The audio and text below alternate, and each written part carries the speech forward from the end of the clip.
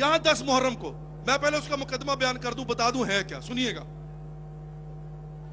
رغزہ تواریج، رغزہ تواریج، رغزہ کہتے ہیں دوڑتے ہوئے آنا، تواریج ایک علاقہ ہے جو انگریزوں کے دور میں اسے کہتے تھے ٹو وے ریچ، تواریج۔ وہ جیسے ہمارے نا پتری آٹا، تو وہ کہتے ہیں کہ وہ انگریز تھا تو کوئی خاتون جو ہے نا وہ پشت پر آٹا لے کے جا رہی تھی، تو انگریز نے پوچھا what is this، مطلب اس علاقے کا نام کیا ہے نا، what is the name of this area۔ اس خاتون کو تو سمجھ نہیں آئی، اس نے اشارہ کیا تو وہ سمجھی کہ شاید یہ پوچھ رہا ہے یہ کیا ہے، تو اس نے کہا پتر آٹا۔ یہ ہسٹری ہے نا، پتر آٹا، وہ نے کہا پتر آٹا، اسے کہتے ہیں ٹو وے ریچ، تواریچ، یعنی دو راستے جہاں۔ ایک سید صالح القزوینی، یہ مولا عباس احرم نے کتابچہ رغزہ تواریج کی تاریخ کا، وہ اگر آپ پڑھیں تو آپ کو اس کی تاریخ کا پتہ چلے گا۔ سید صالح القزوینی، عراق میں یہ ہوتا ہے 10 محرم کو مقتل پڑھی جاتی ہے، مقتل۔ اور مقتل کیا ہوتی ہے کہ 10 محرم کو 9 بجے یہاں پر، یہ ممبر یہاں پر یا وہاں پر لگا ہوتا ہے تقریباً جو ہے نا، پورا حرم آدھا حصہ جو ہے بیٹھے ہوتے ہیں مومنین 10 محرم کو 9:30 بجے جو مقتل پڑھنے والا ہے وہ کتاب لے کے بیٹھتا ہے اور 2-3 گھنٹے کے اندر قصہ استشہاد، پورا قصہ بیان کرتا ہے، پورا قصہ جو کربلا میں 10 محرم کو ہوا تھا، اور اس نے بیٹھ کر کتاب لے کے پورا قصہ پڑھنا ہوتا ہے، ایک ایک ڈائیلاگ پڑھتا ہے، 2.5 گھنٹے کی ہوتی ہے مقتل، بڑی مشہور مقتل ہے۔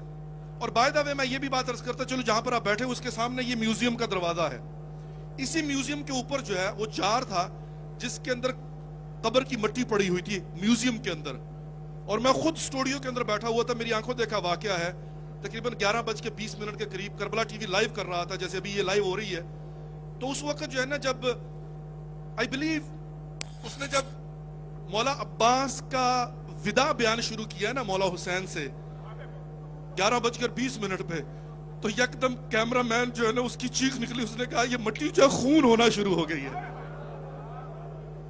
یہیں پر پڑی تھی مٹی جو ہے نا اوپر، وہ بالکل جو ہے نا جب مقتل پڑا جا رہا تھا نا وہ مٹی خون ہوگی اسی کے اندر، یہیں میوزیم کے اندر۔ اچھا رغزہ تواریج کیا ہے محترم؟ رغزہ تواریج کیا ہے کہ وہ مقتل پڑھتے ہیں نا عراق کے اندر، پوری دنیا میں۔ سید صالح قزوینی تواریج کے اندر بیٹھ کر مقتل پڑھ رہے تھے 10 محرم کو۔ ایک مرتبہ ان پر ایک کیفیت طاری ہوئی، عجیب کیفیت طاری ہوئی۔ سید صالح قزوینی نے کیا کیا کہ وہ مقتل چھوڑ کے، یعنی پڑھتے پڑھتے مقتل چھوڑ کے گھوڑے پر سوار ہوئے اور گھوڑے کو ایڑی لگائی، کربلا کی طرف آئے، یہاں تک کہ 20-25 کلومیٹر دور بنتا ہے۔ یہاں پر پہنچے تو ظہر کا ٹائم ہو گیا تھا، انہوں نے نماز ظہر پڑھی اور نماز ظہر پڑھ کے دوڑتے ہوئے آئے، لبیک یا حسین کہتے ہوئے، حرم مولا میں دوڑتے ہوئے آئے۔ لوگوں نے پوچھا شام کو سید کیا ہوا تھا، آپ نے مقتل چھوڑ کے گھوڑے پر بیٹھ کر دوڑ گئے، کیا کیا تھا؟ انہوں نے کہا جب میں مقتل پڑھ رہا تھا تو میرے کانوں میں آواز آئی تھی حل من ناصر ینصرنا، اللہ اکبر، کہا میری کانوں میں آواز آئی تھی حل من ناصر ینصرنا۔ عزیزان محترم، اگر کان کھلے ہوں تو آج بھی یہ آواز سنائی دیتی ہے،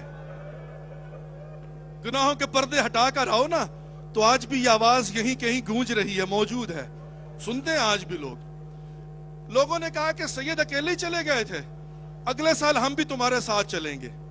اور اب کہتے ہیں کہ وہ ظاہرہ 10 محرم آتی ہے تو رغزہ تواریج والے جو ہے نا تواریج کے، وہ لاکھوں کی تعداد میں پیدل چلتے ہوئے آتے ہیں، ظہر کی نماز یہاں باہر پڑھتے ہیں اور ظہر کی نماز پڑھ کے دوڑنا شروع کر دیتے ہیں۔ اس کو شدت کہاں سے ملی یہ بھی سنتے جائیے، شدت کہاں سے ملی سنیے گا ذرا۔ ہمارے ہاں تاریخ کے اندر ایسا ہوا ہے کہ کسی زمانے میں تک مرجے ہوتے ہیں، آج کے زمانے میں ہمارے نجف کے اندر 4 مراجع عظام ہیں اور قوم کے اندر 8 سے زیادہ ہیں، تو تقریباً 12-13 مراجع عظام بنتے ہیں۔ لیکن کچھ زمانے ایسے تھے جہاں پر تک مرجع ہوا کرتے تھے۔ آیت اللہ العظمہ محسن الحکیم اپنے زمانے کے تک مرجع تھے، آیت اللہ العظمہ بحر العلوم اپنے زمانے کے تک مرجع تھے۔ آیت اللہ العظمہ بحر العلوم جو ہے وہ ان کی 80 سال کے قریب کہتے عمر تھی، سنیے گا ذرا۔ اور وہ عراق میں، یہ بھی بتاتا چلو، ایران اور عراق میں 10 محرم کو امامہ نہیں اتارتے، ہم اتارتے ہیں، چونکہ ہمارے ہاں پگڑی کا کانسیپٹ ہے نا، تو ہمارے ہاں تو 10 محرم کو سردار بھی پگڑی اتار کے آتا ہے مولا حسین کے جلوس میں، لیکن ہر اپنا ملک اپنا کلچر ہوتا ہے۔ یہاں پر جو ہے نا وہ تاج ولایت ہے، اس کو 10 محرم کو بھی پہن دے۔ آیت اللہ العظمیٰ مہدی بحر العلوم 10 محرم کو آ رہے تھے حرم زیارت کے لیے، اور یہ رغزہ توارج والے آئے ہوئے تھے۔